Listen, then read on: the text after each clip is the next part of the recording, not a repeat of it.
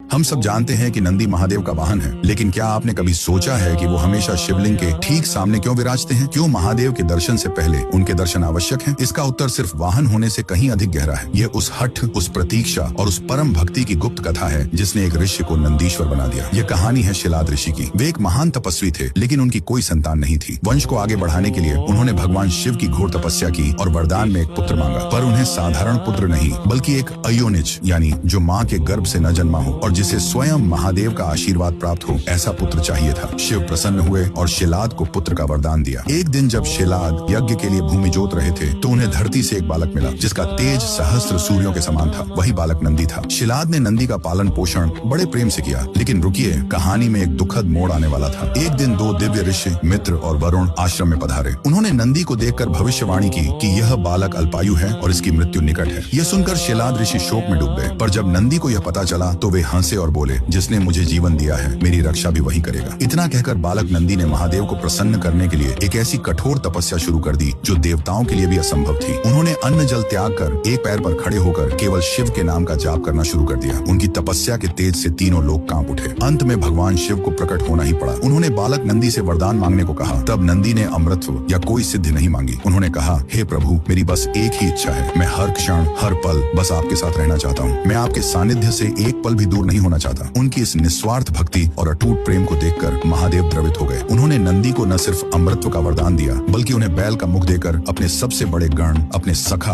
और अपने वाहन के रूप में स्वीकार कर लिया। उन्होंने नंदी को वरदान दिया, हे नंदीश्वर, आज से मेरे दर्शन से पहले संसार तुम्हारे दर्शन करेगा। जो भी अपनी मनोकामना तुम्हारे कान में कहेगा वह प्रार्थना सीधे मुंह तक पहुंचेगी। तुम मेरे और मेरे भक्तों के बीच की सबसे पवित्र कड़ी बनोगे। इसीलिए आज भी नंदी सिर्फ एक वाहन नहीं बल्कि प्रतीक्षा, धैर्य और निस्वार्थ भक्ति के प्रतीक है, जो हमें सिखाते हैं कि ईश्वर तक पहुंचने का मार्ग केवल समर्पण से ही मिलता है। महादेव के इस परम भक्त के लिए कमेंट्स में ओम नंदीश्वराय नमः अवश्य लिखें।